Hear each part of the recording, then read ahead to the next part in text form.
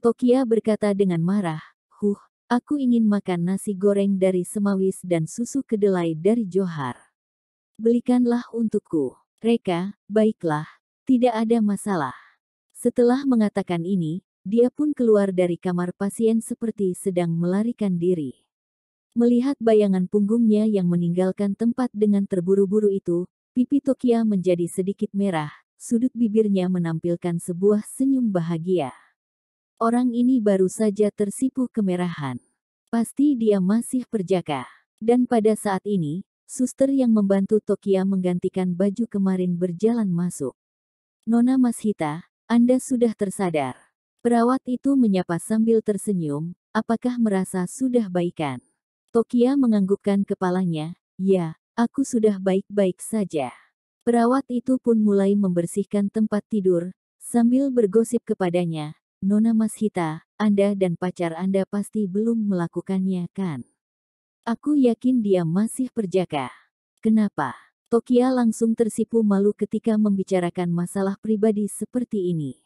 Perawat itu terkekeh singkat, ketika kemarin dia memegangmu singkat, tubuhnya langsung gemetar. Aku berani menjamin, pasti dia sudah keluar. Tokia bertanya dengan bingung, apa yang keluar? Perawat itu menjawab, dia sudah ejakulasi, ha. Perawat itu pergi sambil tersenyum. Sementara pipi Tokia menjadi lebih merah.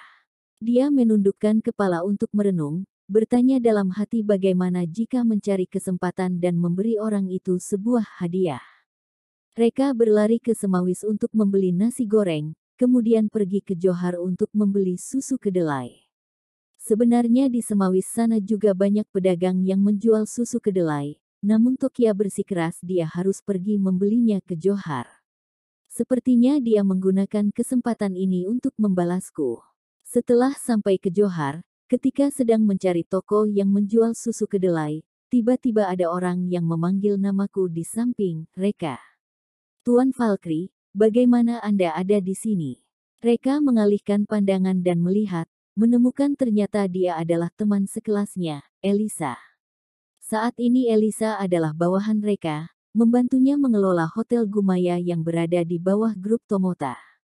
Ketika terakhir kali Reka disalahkan oleh teman sekelasnya Daniel dan Felicia, Elisa membantu melindunginya. Sebagai ucapan terima kasih, Reka memberinya 1% saham Hotel Gumaya. Pada saat ini Elisa sedang menjaga sebuah toko sarapan, menjual makanan pagi, hal ini membuat Reka terkejut.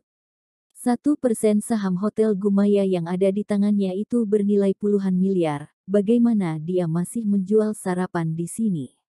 Ketika melihat kebingungan di wajah Reka, Elisa langsung berinisiatif menjelaskan, Tuan Valkyrie, ini bukan toko sarapan milikku, ini adalah milik ibuku.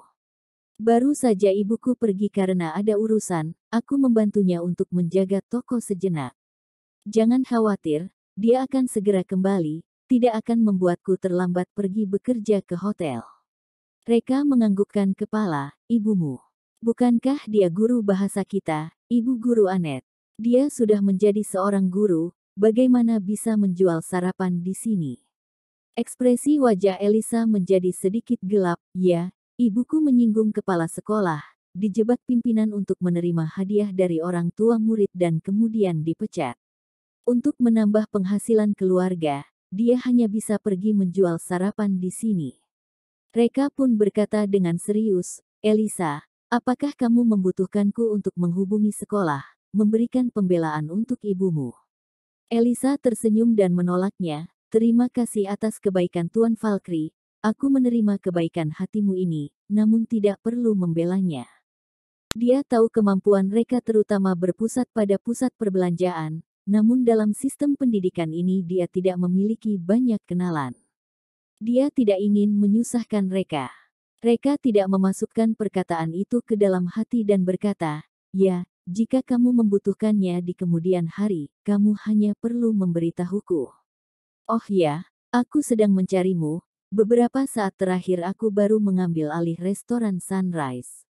Ketika dia baru bersiap menyuruh Elisa untuk mengambil alih restoran Sunrise, tidak disangka Elisa meraih pergelangan tangan Reka. Reka, Elisa berkata dengan gugup, Tuan Valkyrie, bisakah kamu membantu dan menjadi pacarku?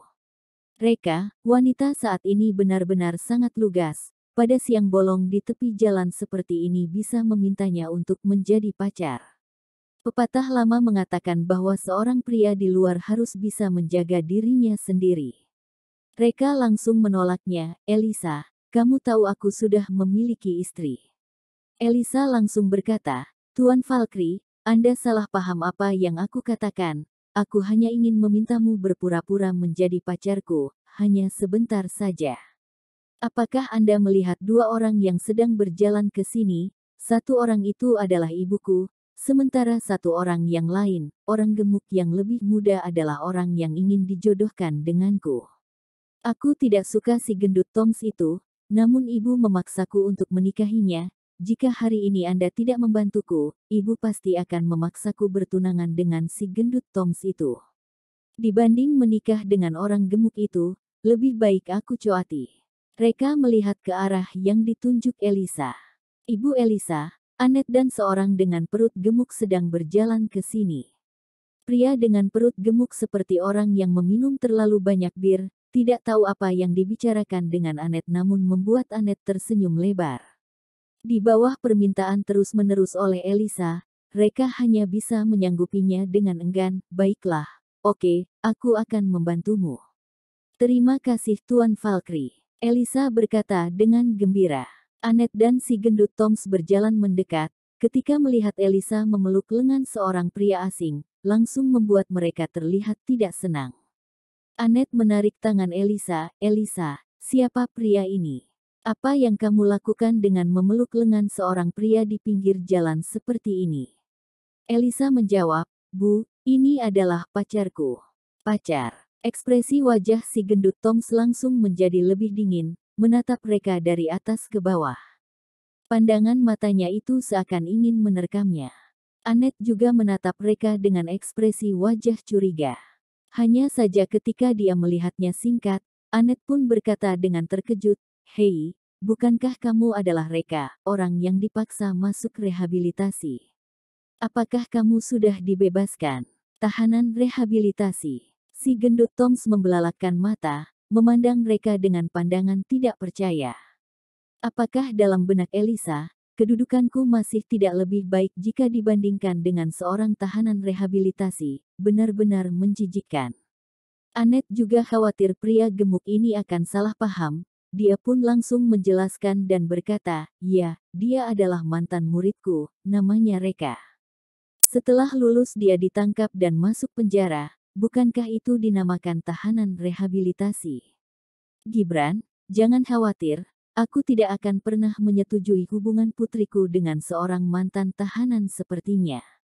Dalam hatiku, kamulah satu-satunya calon menantuku. Kekhawatiran si gendut Toms dengan perlahan menjadi hilang dan berkata, Bibi, Anda juga jangan marah. Aku percaya Elisa hanya tertipu oleh tipuan yang diberikan tahanan ini, dia pasti akan segera melihat wajah aslinya dan berpisah dengannya. Reka merasa sedikit tidak berdaya. Ketika dia masih duduk di bangku sekolah, Annette ini sangat memandang rendah dirinya, bahkan pernah menuduhnya mencuri barang teman sekelasnya. Tidak disangka setelah bertahun-tahun berlalu, dia masih memiliki prasangka yang begitu dalam terhadap dirinya. Elisa menjadi panik dan langsung menjelaskan, Bu, apa yang sedang kamu katakan? Pada saat itu Reka hanya menggantikan kakak kembarnya masuk penjara, dia tidak bersalah. Annette berkata dengan dingin, memang kenapa jika dia tidak bersalah? Ketika dia di sekolah, dia dan Draven adalah murid paling miskin di seluruh sekolah, bahkan masih pergi mencuri barang milik murid lain. Orang dengan kepribadian bermasalah seperti itu ditakdirkan tidak akan berhasil di sepanjang hidupnya. Aku tidak berharap putriku bersama orang tidak berguna sepertinya seumur hidup. Bagian mana yang Gibran lebih buruk dari Reka? Intinya asalkan aku masih hidup, kamu hanya bisa menikah dengan Gibran. Elisa berkata, Bu, sudah zaman seperti apa sekarang, saat ini sudah menjunjung kebebasan dalam menikah. Pernikahan yang kamu aturkan ini melanggar hukum kan? Cukup. Anet dibuat sangat murka, kamu berkata ibu kandungmu melakukan kejahatan, benar-benar tidak tahu diri. Kamu adalah darah dagingku, semua masalah harus mengikutiku. Apakah mungkin aku melukaimu? Mata Elisa merah, apa yang sudah diberikan pria gemuk itu kepadamu, bagaimana kamu sangat membelanya. Si gendut Toms tersenyum dan berkata, Elisa, tidak tahu apakah Bibi sudah berkata kepadamu, sebenarnya aku sudah mengontrak restoran rumah sakit. Bukankah Bibi ingin menyewa satu tempat di rumah sakit untuk menjadi restoran? Aku bisa melakukannya dengan satu panggilan. Menjual makanan di restoran, tidak hanya bisa menghasilkan lebih banyak uang, juga tidak perlu terkena hujan dan diterpa angin di luar.